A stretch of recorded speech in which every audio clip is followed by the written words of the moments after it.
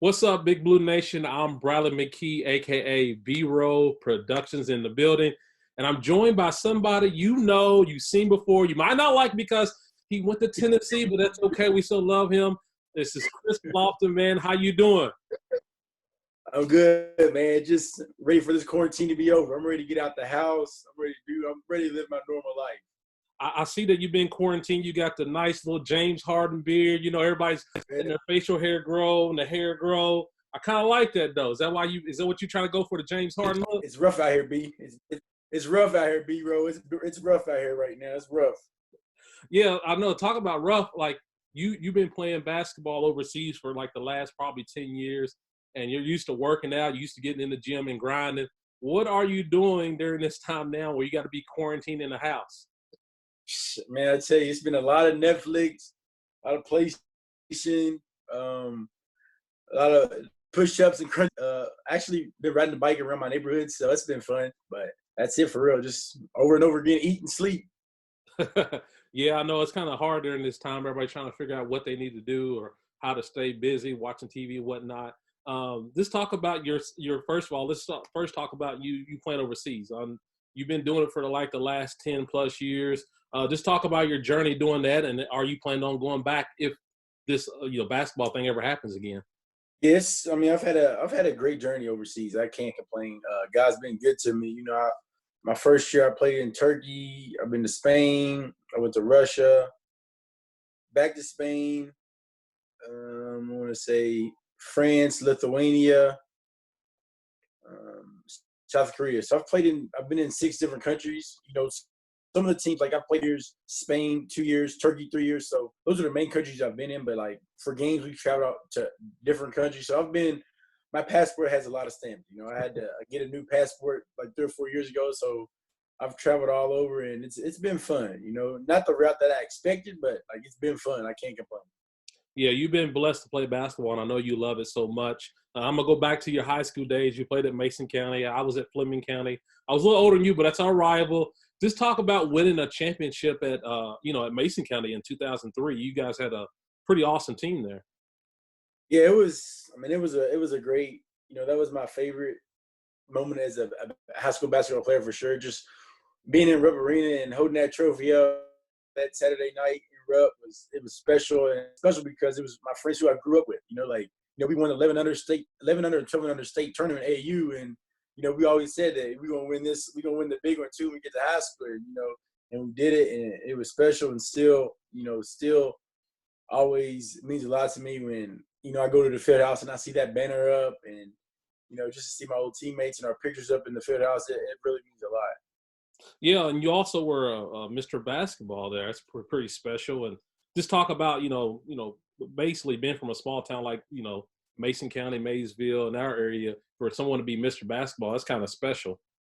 For sure, very special. Like in small towns, Maysville, Williamsburg, like, high school sports is, what it is. Like Friday night football games, basketball games. The community supports the teams, especially when they're good. So it was always fun to go have a game and see the field house packed and on the road traveling, have all the fans travel with us, and for me to get Mr. Basketball was it was special for me, but I think like it was for everybody, everybody in Maysville, everybody in Mason County for sure. Yeah, and you were Mr. Basketball, and you had those high accolades, but you wasn't recruited by Kentucky or Louisville. Just talk me through that. I think at one point you maybe even told me, or I think I heard that you might end up at Georgetown College, but you decided you obviously get that last push and get to Tennessee. Just talk about that whole recruitment, not being able to be recruited by either Tubby Smith or Rick Pitino during that time.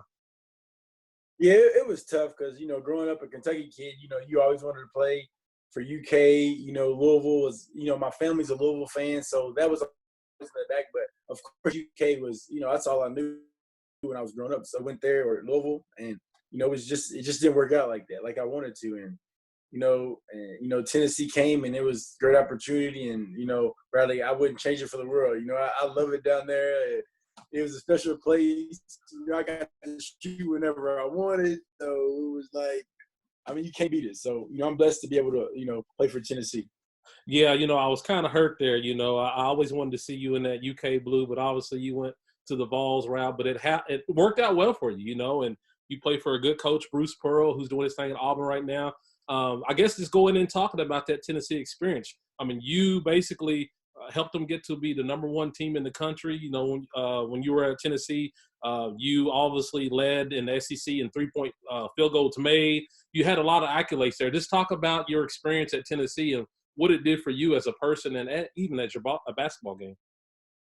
I mean, it was great. You know, my freshman year, I went down there, and the team wasn't good. We wasn't good. We struggled that first year, and it was tough. And I kept thinking about transferring. At the time, Kentucky and Louisville were really wanting me to transfer, and I really considered it. But at the end of the day, Bruce Pearl got the job, and he just explained to me how how his shooting guards are really the main part of the offense. And I remember having to sit out a year, and Bruce Pearl just always had to. So it was like I had to stay. It was a great decision for me to stay, and Bruce was a great coach, and I learned a lot from him, and it was just like the perfect fit. Yeah, and one of your big rivals there was Memphis, who had John Calipari, Coach Cal, on there, who's now at Kentucky. Just talk about that rival, and I guess Coach Cal, been over to, I guess, interact with him a little bit, even though you played against him and whatnot. Just talk about that rival you had there with Memphis. Always a great rival.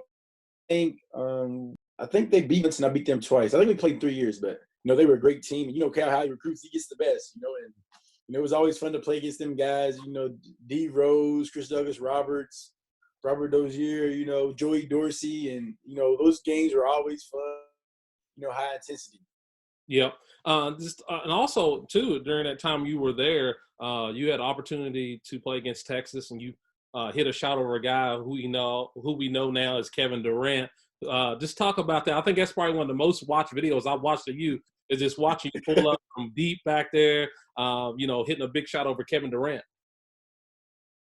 Yeah, it was, it was a special, the Tennessee versus Texas game I always remember because it was right before our Christmas break. So everybody's excited. Like, we get to go home for 4 days after this. Let's get this game over with. Let's go home. And I remember the game went to overtime, and like people were nervous and like, I'm going to miss my flight. I'm not going to be able to go home and be stuck, but it was fun. The game was, KD was, well known at the time, of course. We all knew he was good, but like, I think that freshman, he showed us how good he was. And, obviously we see it now, how great he was. And it was just the team needed a bucket. And, when the team needs a bucket, I always feel like I'm going to shoot it. I want to make the play. That's, coming from hard work, my work ethic, and just always in the gym, in the weight room, just preparing for these moments. And I remember I got the ball, and I was just like, no matter what, it's going up, and, it was a tough shot. It was a bad shot, people say, but, it went in. So I can't really say it's a bad shot. No, there's no bad shots out there when the ball goes in. I don't care what you say out there. If it goes, even if you banked it in, it's still a good shot. So I'm not worried about that. And one thing also in your college career, even special for me, I know it was for you, is seeing you on the cover of Sports Illustrated. I thought that was pretty awesome, pretty cool. I've never seen that. I always wonder what it was like for you to, be able to experience that. Just talk about being on the cover of Sports Illustrated. Oh man, that was very special, man. That was like, I was like a dream come true, and it was like surreal. When I remember our media guy, came to me and said, like, Sports Illustrated wants you to put you on their cover, and he's like, would you be interested? And I'm like, I mean, what kind of question is that? I remember taking the pic and just being like, man, it's I'm from Maysville, it was very special, and I still got a few of the copies here. My mom's got them somewhere, so it's always fun to see them around the house. Yeah, that's pretty special. And, you talking about your mom and dad, who were great people. I remember as a kid, you and I was working on your dad's farm, and we were out there in the hot sun, and, we were, I remember you saying, man, this is too hot. But I always remember you were always the guy who was always going to the gym and shooting afterwards and getting shots up. Just talk about, I guess basically, the time we were doing farm work to the grind that you did to become a great shooter like you are now. Yeah, it was, I did not like those times out there. I was not a farm guy. I didn't like that kind of work. My dad grew up on a farm, so he was used to it. I was like, Dad, this is not for me. That's y'all's era. This is not for me, this farm stuff. And, he had me work, and like, basically you do what I say. So with no negotiations. If there was work to be done, I had to do it. And I think that instilled in me like work ethic at that time. I saw the way he worked on this farm because he also had another job too. And I'm like, do you ever stop? Like, do you ever sit down? And I'm like, I think that's where I got it from, seeing him and my mom and how they worked at their jobs. And I think it rubbed off on me. And, after work, I would always have to get my shots in and play. Just, it was just part of it. Yeah, I remember being in Flemingsburg, and you have a lot of family there, so you were always in the neighborhood.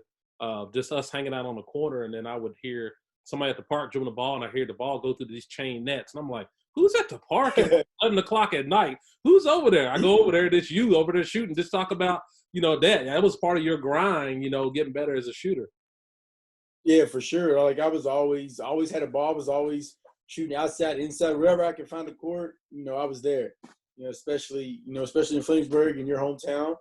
It was, the park was very special to me, of course. Just watching the older guys play and me being able to go over there and shoot and end up playing as I got older. But, the outside courts was so much fun. I mean, I remember playing, Mayswood, Rotary Park, Beechwood, and, those were always special to play just outside.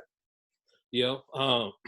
You and Darius Miller, you guys kind of play with each other. He was a little older than you, but or maybe you was a little older than he was. And just talk about now the relationship you guys have. You guys obviously have a camp back there, the Miller Lofton camp. Just talk about the relationship you have with Darius and then the camp itself. Well, I try to text him, especially this year as he towards Achilles. I was sending a message every couple of weeks to, just see how he was doing, how's rehab going, just to, make sure he's good, because I know like being hurt all year can like really mess with your psyche, your mentally. I went through a back surgery, so I was going through a little bit that year. So I understand what he's going through, but at least he has his family and kids to be there for him, and I know he has a good backing system behind him that is going to be there for him. But yeah, I just tried to keep in touch with him a little bit, just to check in every now and then. But we've been doing the camp for I don't know how many years. I'd say at least 5 or 6 years now, maybe longer. But, it's always a special turnout, to see Maysville support us. And, we have kids from all over the surrounding areas. And it's always a fun time. And I always look forward to it. Yeah, I know my sons are always begging me every summer, Dad, hey, can we go to Chris Lofton, Darius Miller camp? And I'm like, yeah, we're going to be in there. So they love the camp. They love to come there and see you guys, get autographs, take pictures, play basketball.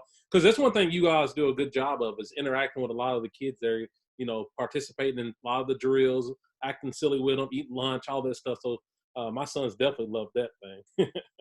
I'm glad they do, man. It's a fun time for us too. Just like you said, interact with the kids, joke with them, play with them, and just to be able to interact. I think that means a lot to kids. At that age, especially with Darius as he's in the NBA, because when all of us when we picked up the basketball, that's the first thing we think about. Man, I won't be in the NBA. I won't play NCAA tournament, So for Darius to be able to accomplish that dream, that I think the kids really like that. What's in the Chris Lofton Netflix playlist or either Hulu or Amazon? What are you watching now? What are you up to? Well, my show is The Ozark. You ever watch The Ozark? That's my show. So I'm actually finishing up season 3 on that right now. I've watched Tiger King, which is crazy. That bad boy is on a whole different level. Yes, I watched that recently. You know what else was good? That Madam C.J. Walker documentary was good. I watched that. That was good. Very inspirational. It was, about her grind. Her grind was unbelievable. I watched that. I've watched a couple of movies with my parents since I've been home. But those shows are right now. So if anybody got any suggestions for me, I'm all for it.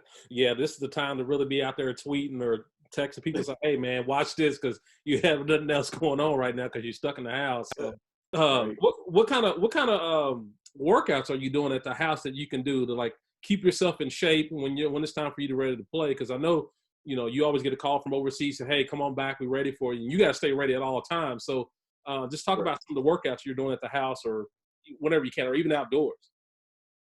Yeah, I've been indoors and outdoors. I tell you what I picked up, like, lately I've been riding my dog. He has a bicycle, so I've been riding that around the neighborhood, a little bit over, not on the highway, but close to it, just hills and stuff, doing that. A lot of push-ups and crunches, I've been doing some home like step ups, just different variation of step ups. And it's not helping. I'm eating good down here. You know, mom cooking. You know, got these restaurants down here, so that's not helping me at all, bro. That's why I get out of here. Every time I go to Maysville, I eat good. I lose, so I got to get back. I got to get back to Lexington soon. Yeah, I wonder to see. I'm wondering, or I guess curious to see how many players are going to be so out of shape after. Yes. How many guys going to look at and be like, "Man, he's been eating good at home," you know? Right. You know, because a lot of NBA players don't have that luxury of having weight rooms and gyms in their house yet. You know, everybody's not LeBron. You know, everybody's not KD. You know, we can't all be like them. So it's like, so hopefully they're finding something to do and a gym to go to. Yeah, no, I totally agree on that. I was talking to Marcus Lee last week about it. And he said, "Look, not everybody's like LeBron, who has a gym and all this stuff. So you got to figure out a way to stay in shape and going." So, hey, but Chris, man, before I'm gonna let you go, man, I appreciate you taking a little bit of time with me. You know, talk a little bit of sports, talk about a little bit of Flemingsburg, Mason County, all that type stuff. But wish the best of luck to you, man. Stay in shape, stay healthy, and thanks for joining me. Man, appreciate it, B-Roll. Have a good one.